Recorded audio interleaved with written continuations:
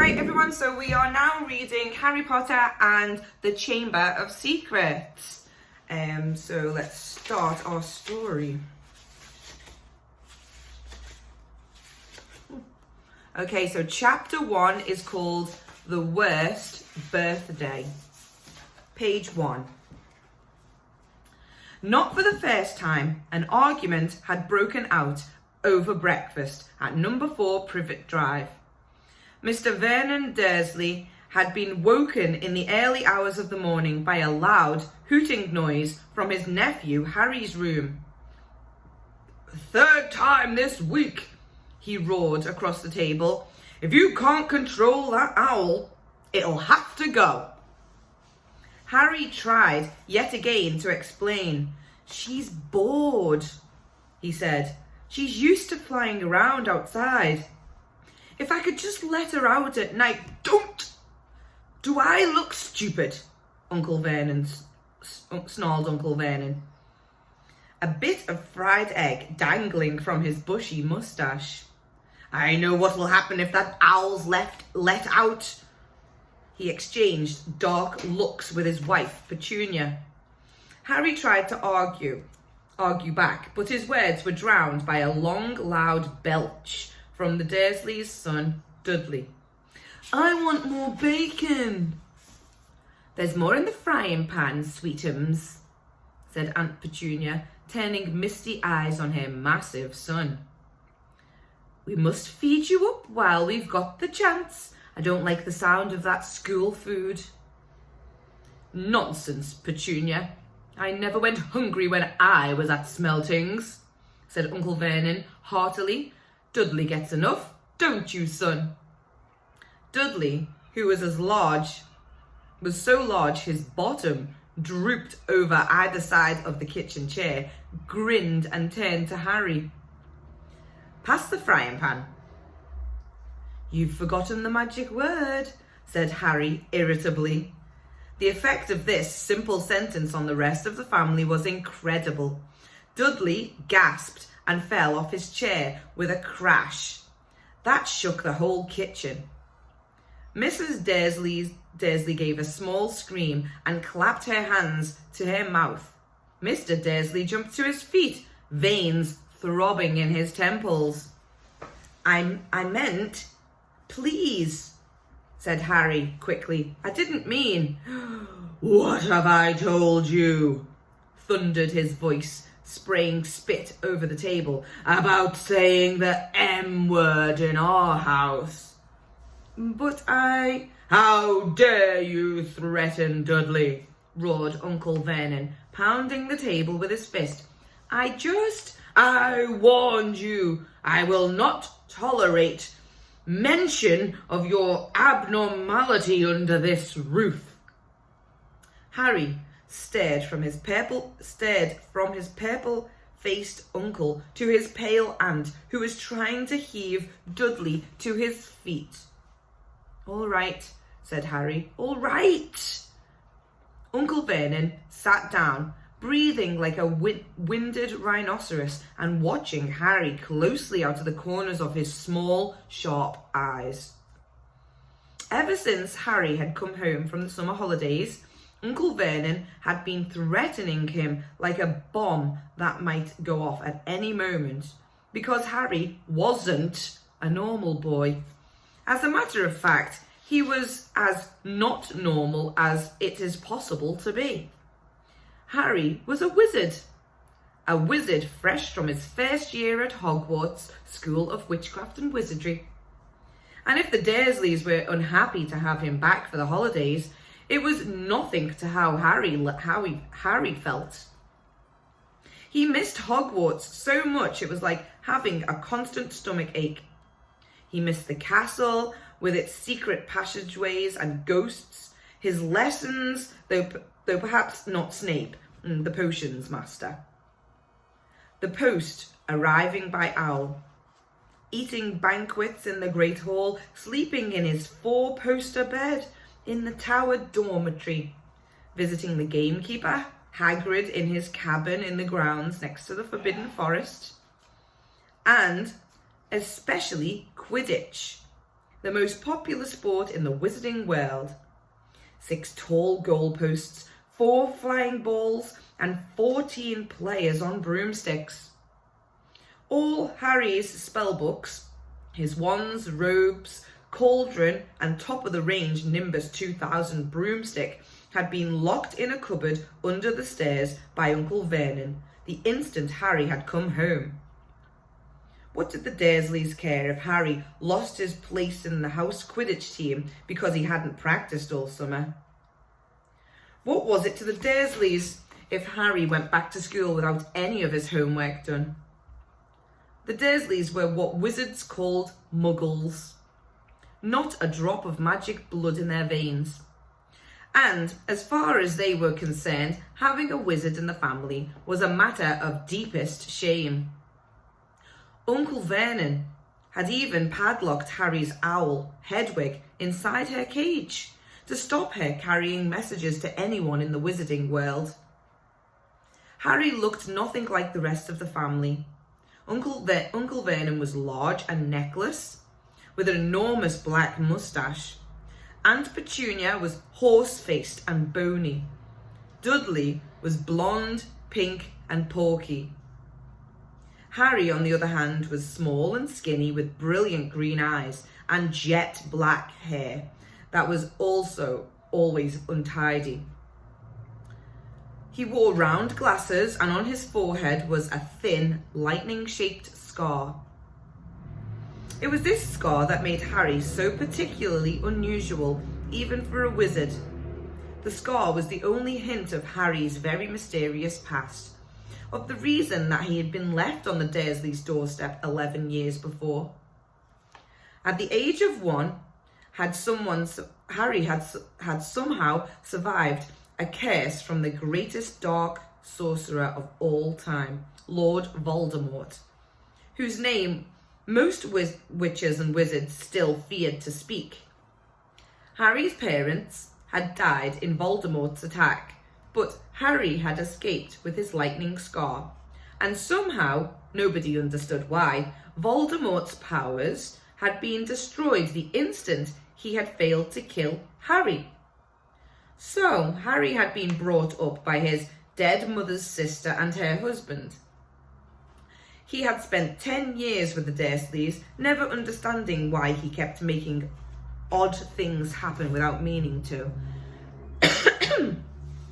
Believing the Dursleys' story that he had got his scar in the car crash which had killed his parents.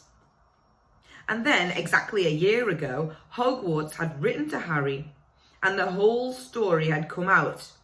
Harry had taken up his place at wizard school, where he and his scar were famous. But now the school year was over, and he was back with the Dursleys for the summer, back to being treated like a dog that rolled in something smelly. The Dursleys hadn't even remembered that today happened to be Harry's 12th birthday. Of course, his hopes hadn't been high. They'd never given him a proper present, let alone a cake. But to ignore it completely.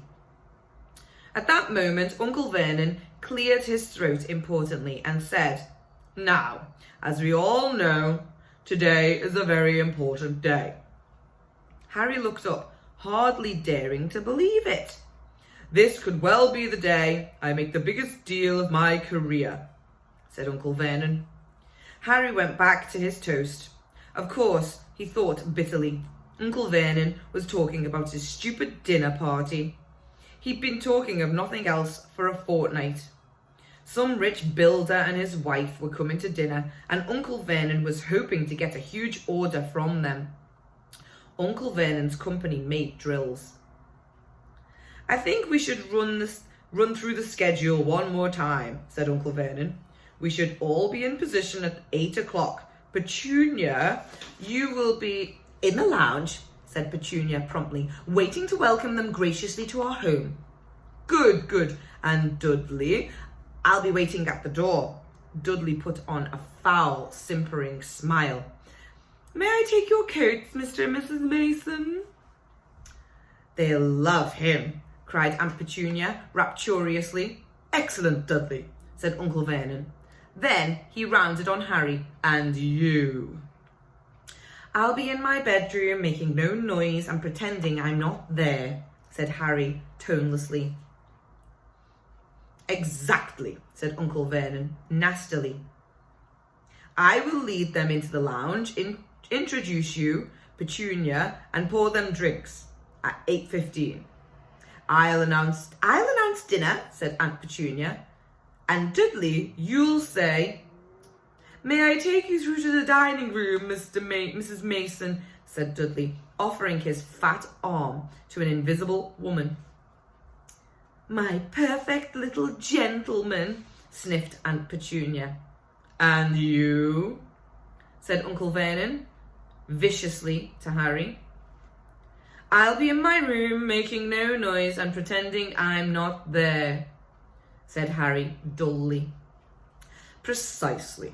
Now, we should aim to get in a few good compliments at dinner. Petunia, any ideas? Vernon tells me you're a wonderful golfer, Mr. Mason. Do tell me where you brought your dress, Mrs. Mason. Perfect. Dudley, how about... We had to write an essay about our hero at school, Mr. Mason, and I wrote about you. This was too much for both Aunt Petunia and Harry. Aunt Petunia burst into tears and hugged her son, while Harry ducked under the table so they wouldn't see him laughing. And you, boy? Harry fought to keep his face straight as he emerged. I'll be in my room making no noise and pretending I'm not there, he said. Too right you will, said Uncle Vernon forcefully. The Masons don't know anything about you, and it's going to stay that way. When dinner's over, you take Mrs. Mason back to the lounge for coffee, Petunia, and I'll bring the subject round to drills. With any luck, I'll have the deal signed and sealed before the news at 10. We'll be shopping for a holiday home in Mallorca this time tomorrow. Harry couldn't feel too excited about this. He didn't think the Dursleys would like him any better in Mallorca than they did in Privet Drive. Right. I'm off into town to pick up a dinner jackets for Dudley and me. And you, he snarled at Harry, you stay out of your aunt's way while she's cleaning. Harry left through the back door. It was a brilliant sunny day. He crossed the lawn, slumped down on the garden bench, and sang under his breath, Happy birthday to me, happy birthday to me. No cards, no presents, and he would be spending the evening pretending not to exist. He gazed miserably into the hedge. He had never felt so lonely. More than anything else at Hogwarts, more even than playing Quidditch, Harry missed his best friends, Ron Weasley and Hermione Granger. They, however, didn't seem to be missing him at all. Neither of them had written to him all summer, even though Ron had said he was going to ask Harry to come and stay. Countless times Harry had been on the point of unlocking Hedwig's cage by magic and sending her to Ron and Hermione with a letter, but it wasn't worth the risk. Underage wizards weren't allowed to use magic outside school. Harry hadn't told the Dursleys this. He knew it was only their terror that he might turn them all into dung beetles that stopped them locking him in the cupboard under the stairs with his wand and broomstick. For the first couple of weeks back, Harry had enjoyed muttering nonsense words under his breath and watching Dudley tearing out of the room as fast as his fat legs would carry him. But the long silence from Ron and Hermione had made Harry feel so cut off from the magical world that even taunting Dudley had lost its appeal, and now Ron and Hermione had forgotten his birthday. What wouldn't he give now for a message from Hogwarts? From any witch or wizard, he'd almost be glad of the sight of his arch-enemy Draco Malfoy, just to be sure it hadn't all been a dream. Not that this whole year at Hogwarts had been fun. At the very end of last term, Harry had come face to face with none other than Lord Voldemort himself. Voldemort might be a ruin of his former self, but he was still terrifying, still cunning, still determined to regain power. Harry had slipped through Voldemort's clutches for a second time, but it had been a narrow escape, and even now, weeks later, Harry kept waking in the night, drenched in cold sweat, wondering where Voldemort was now, remembering his livid face, his wide, mad eyes. Harry suddenly sat bolt upright on the garden bench. He had been staring absent-mindedly into the hedge, and the hedge was staring back. Two enormous green eyes had appeared among the leaves.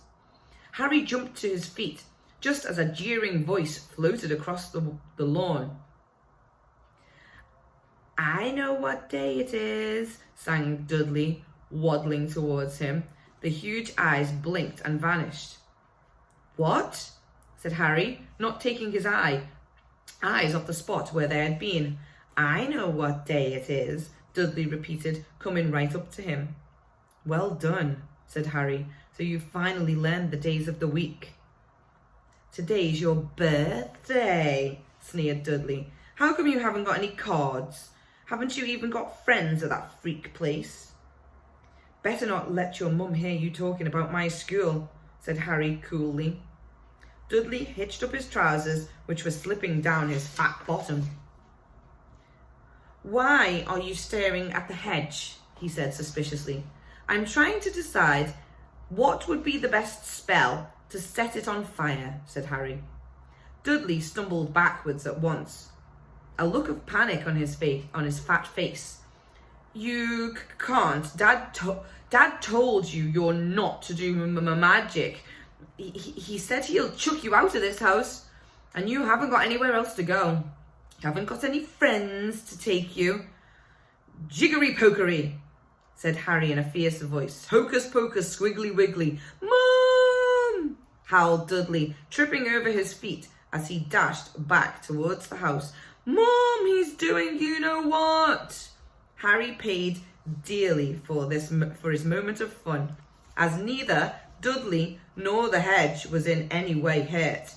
Aunt Petunia knew he hadn't really done magic, but he still had to duck as she aimed a heavy blow at his head with a soapy frying pan. Then she gave him work to do, with the promise he wouldn't eat again until it was finished. While Dudley lolled around watching and eating ice creams, Harry cleaned the windows, washed the car, mowed the lawn, trimmed the flower beds, pruned and watered the roses, and repainted the garden bench. The sun blazed overhead, burning the back of his neck. Harry knew he shouldn't have risen to Dudley's bait. But Dudley had said the very thing Harry had been thinking of. Maybe he didn't have any friends at Hogwarts.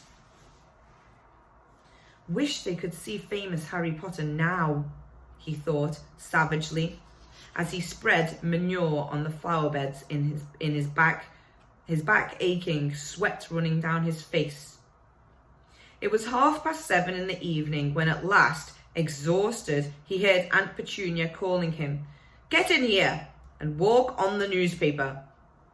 Harry moved gladly into the shade of the gleaming kitchen.